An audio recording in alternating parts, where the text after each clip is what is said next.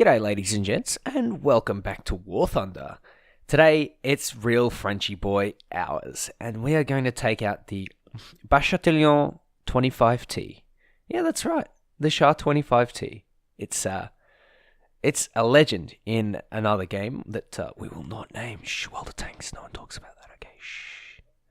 But yeah, in all seriousness, this tank is an absolute beast in World of Tanks. But in War Thunder, it seems to be extremely unpopular, and in fact, I don't see many 25Ts at all around on the battlefield. And that's because when it was introduced, it actually wasn't that great. It had 180 or 170 millimeters of penetration at battle rating 6.7, so you could barely penetrate a tank like the mouse. When you can't pen the mouse and you fight it, it is probably one of the most frustrating things to do in the entirety of War Thunder. In fact, any heavy tank. You would struggle with the IS-4M if you didn't have its side and the lower part of it. Now, since the penetration changes and the ballistics changes, the Batchat 25T or the Char 25T is actually not that bad anymore. It probably shouldn't be battle rating 6.7, but it is still reasonably decent.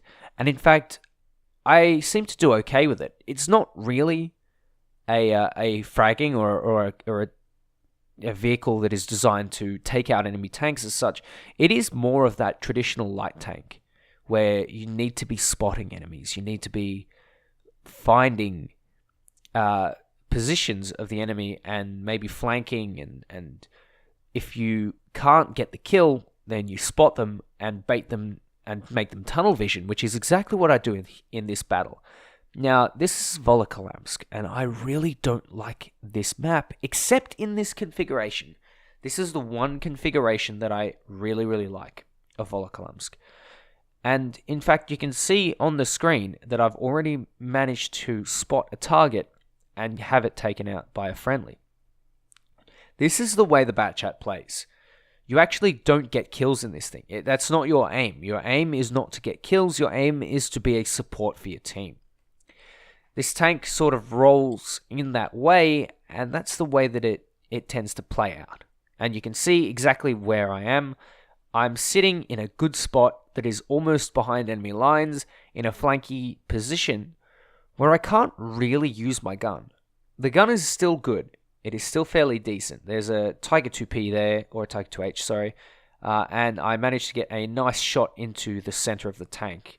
I don't detonate any ammo, but I managed to finish it off with another shot. This tank has a really decent reload, and you can see there's a Ferdinand, and the Ferdinand spots me. I missed the weak spot, and now I really can't do anything against that Ferdinand. I can't penetrate him from the front. I can't aim for the weak spots because he's looking straight at me. And there's a Tiger 2 looking at me as well. So I spot them both. That's the best thing that I can do at that point in time. I can just keep them spotted, and so any player that is decently vigilant will actually be able to see these coming. Not only that, but if they're spotted, they will be occupied, they'll be dealt with. And there's a good chance that my team will step in and basically help me out with that. Now, I try and get a couple more shots onto the Ferdinand, and it's just not working. So I back off. There's a Panther or something spooky coming towards me. So I decide to back off, look for a better spot, and engage with my rear facing to the guy. He shoots my track and my fuel tank. I wait for the smoke to clear, put one through the turret, and detonate the ammo rack in the back of the turret.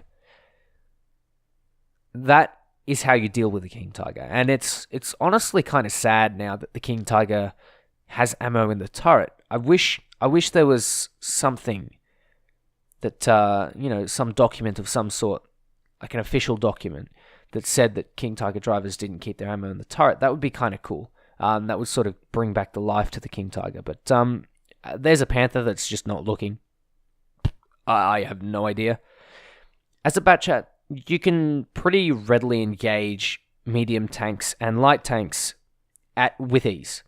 This tank is pretty much designed as the sort of support role. So you can make kills when you need to. You can take out enemies if you have to, but its primary role is for spotting.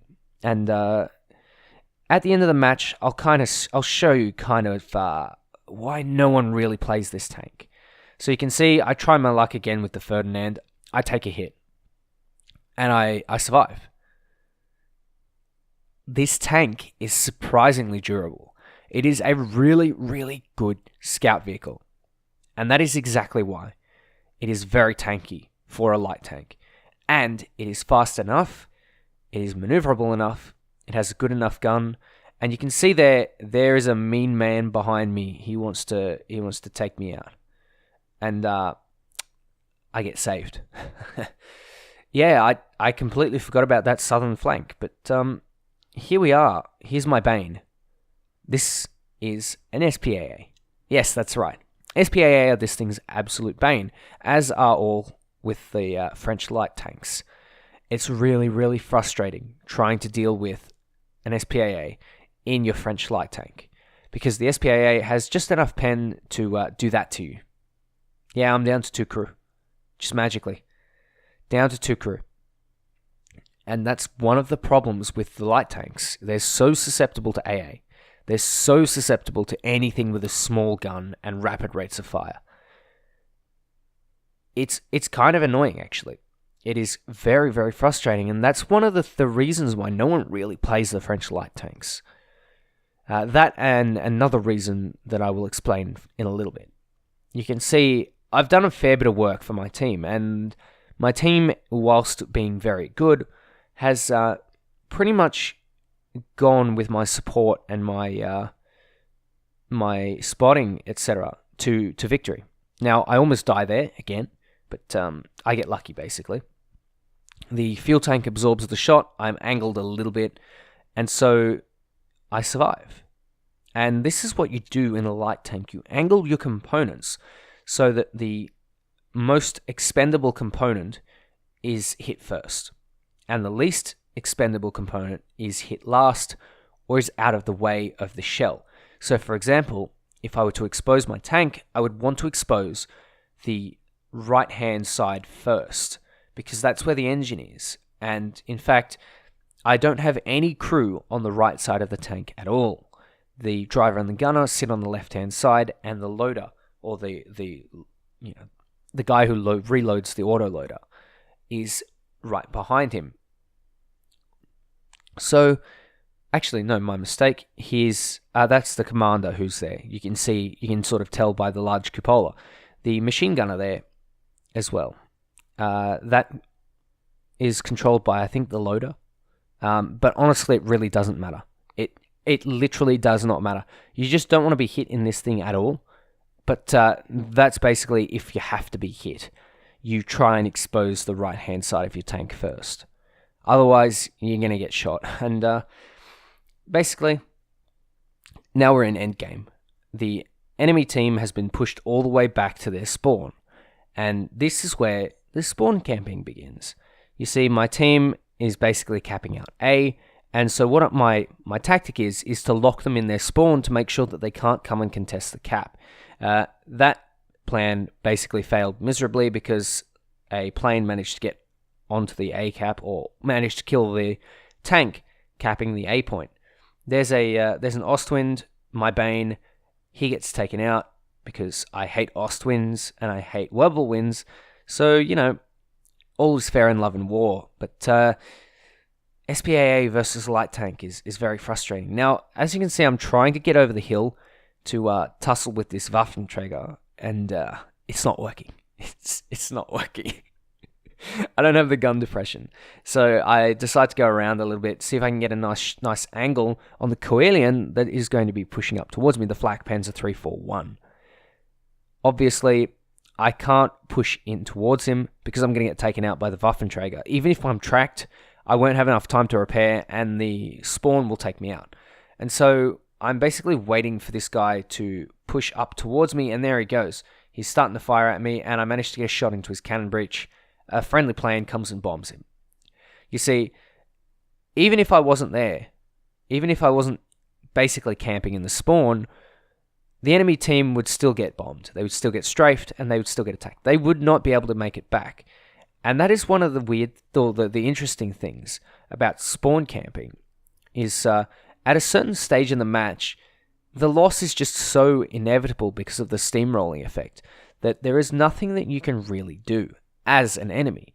So these players really should have just bailed out. But they decided to keep fighting, and, whatever.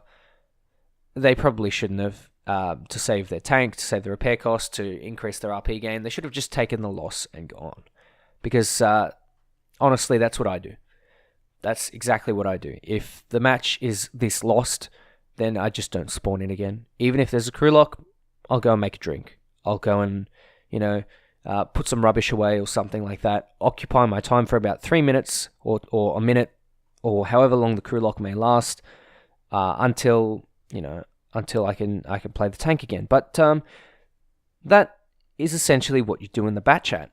You support, you go after the lighter vehicles, and you scout for the heavy tanks to scout their heavy tanks. And unfortunately, it's really, really not that rewarding. You can see I managed to scout something like 15 or 16 times, and I got, I think, 5 or 4 assists from scouting, like directly from scouting, and I earned 5,000 silver lions, whereas with my 5 kills, I earned 8,000 silver lions. Now, that would make spotting and scouting several times less lucrative.